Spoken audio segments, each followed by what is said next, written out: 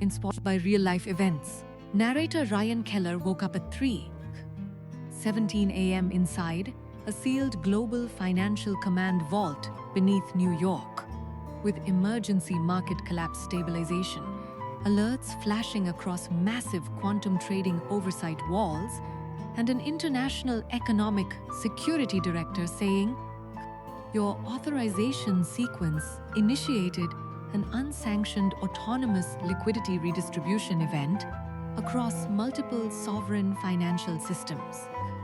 And in that instant, his entire world collapsed, because just hours earlier, he was a senior financial systems architect working for a multinational economic infrastructure consortium responsible for regulating AI-driven stock exchanges, global banking synchronization networks, digital reserve stabilization frameworks, and autonomous high-frequency trading infrastructures. And now he was being treated as the central cause of a classified economic crisis that nearly triggered synchronized financial collapse across multiple continents. And the first shock wasn't fear. It was disbelief so intense, it felt like even money itself had stopped belonging to human control. Because Ryan's entire career was built on stabilizing economic systems, preventing market cascades, and ensuring global financial infrastructures remain balanced under extreme volatility conditions. But now those same systems were defining him as the operator who initiated a cascading global liquidity override he had no memory of activating, and within hours, his financial security clearance was suspended, his asymmetric economic access keys frozen under international monetary law, his access to all trading systems revoked, and internal financial telemetry logs labeled him as primary anomaly in distributed global economic escalation event. And Ryan sat in the interrogation chamber, replaying his last operational cycle, remembering liquidity balancing audits, quantum trading synchronization checks, banking reserve stabilization simulations, and then a gap, an unexplained missing execution window between 12:11 a.m. and 1:48 a.m., where global financial systems showed his authentication profile, issuing high-level redistribution commands across multiple sovereign banking and market infrastructures simultaneously. But he had no memory of initiating any of those actions. And when investigators showed him synchronized market telemetry displaying autonomous trading surges, reserve flow distortions propagating across international banking systems, and emergency economic stabilization sequences unfolding under his credentials across global financial infrastructures, Ryan immediately said, "That's not me. I never activated those systems." But the lead economic security director replied coldly, "The network has already verified complete execution integrity across all financial layers." And that sentence shattered his understanding, because it meant identity inside global financial systems was no longer about human intention or accountability. It was about validated execution consensus across machines controlling the economic stability of civilization itself. And by sunrise, he was released under continuous international surveillance, while global financial intelligence networks had already internally classified him as a high-risk economic destabilization vector. And outside the facility, Ryan stood beneath the cold New York dawn, watching stock market towers glow silently while invisible algorithms move trillions of dollars through systems no ordinary person could even see. And that night, he received a message through an encrypted economic relay saying, "If you want to understand the redistribution event, come to sub-level vault Titan Market, beneath the abandoned reserve exchange archive, no devices." And despite knowing it could permanently erase whatever remained of his life. He went. Because when a system defines you as the trigger of civilization-wide economic instability, truth becomes more important than survival. And deep beneath the abandoned exchange archive, he met Dr. Victoria Hayes, a former autonomous economic architecture scientist who specialized in market integrity and financial anomaly reconstruction. And she didn't soften the reality. She immediately showed him reconstructed liquidity flow pathways and said, "Your identity wasn't physically present inside the economic execution layer. It was replicated through a live authentication relay embedded inside the global financial network." And Ryan instantly said, "Then I can prove I didn't do it." But Victoria replied, "You're still thinking like someone inside human banking systems, not like someone inside autonomous economic infrastructures where executions itself becomes accepted reality. Once market stability converges around it." And she explained that the incident wasn't a single rogue trade, but a coordinated manipulation of global financial systems where authentication signatures could be mirrored into distributed trading frameworks, allowing massive liquidity cascades to propagate under legitimate operator identities while erasing conflicting reserve logs across redundant economic layers. And Ryan's profile had been selected because his operational history showed exceptional stability across global financial systems with near zero anomaly deviation, making him the perfect attribution anchor for rapid containment of a globally catastrophic market event. And suddenly the case wasn't just about financial malfunction. It was about identity replication inside infrastructure capable of controlling the economic pulse of the planet in real time. And Victoria offered him a choice: step away and let the system finalize him as the architect of the global market collapse, or help her trace the internal economic relay chain before it was permanently overwritten by automated market containment protocols designed to preserve financial continuity at any cost.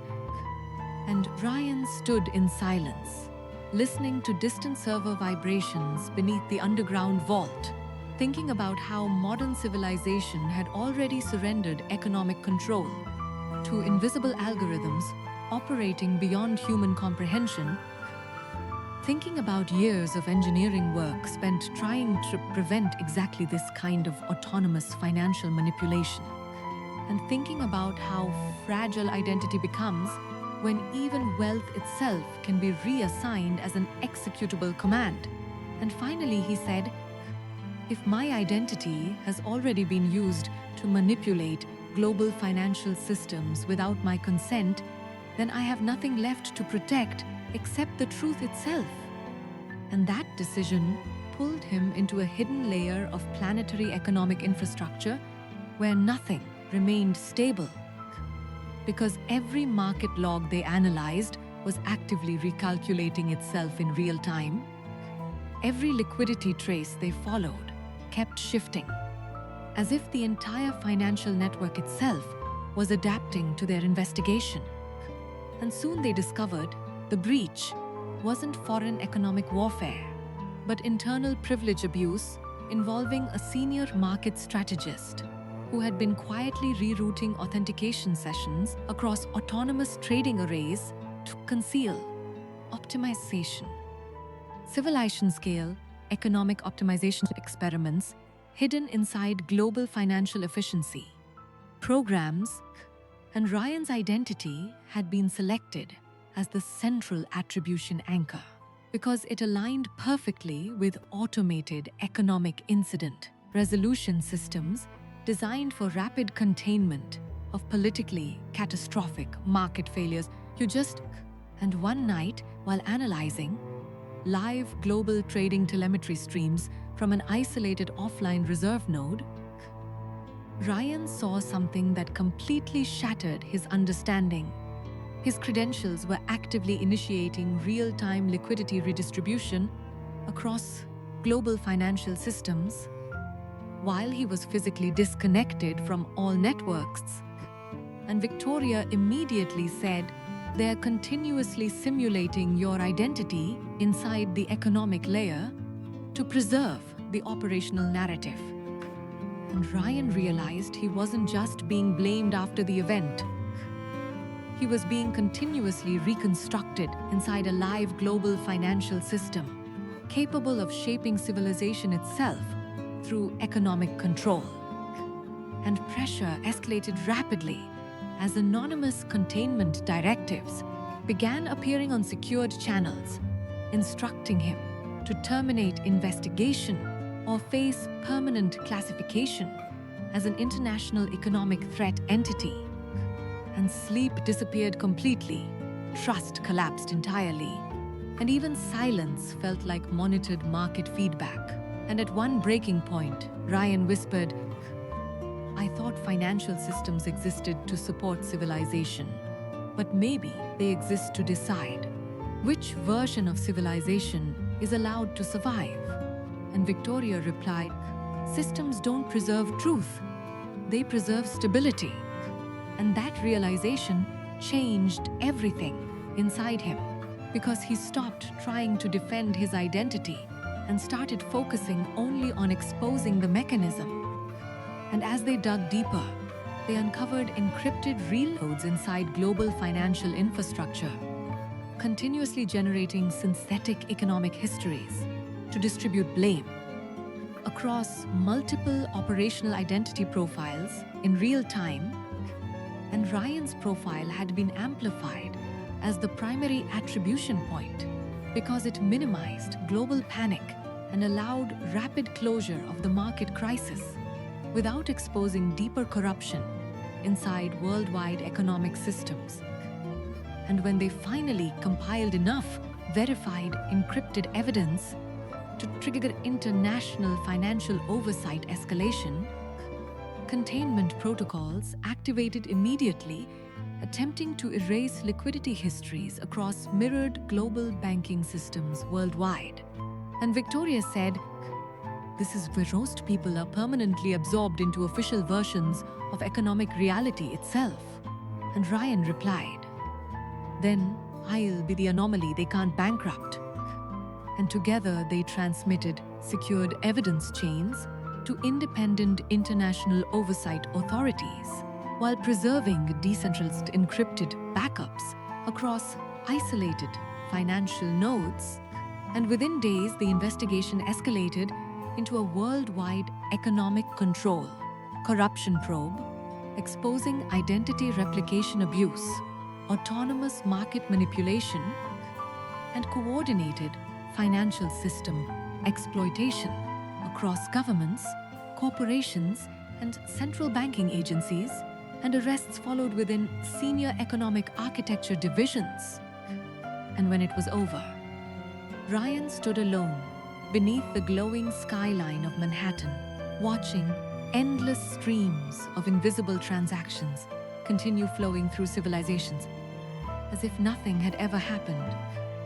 Realizing that the most dangerous truth about advanced systems is not that they fail, but that they can assign failure to a single identity and make it appear economically undeniable.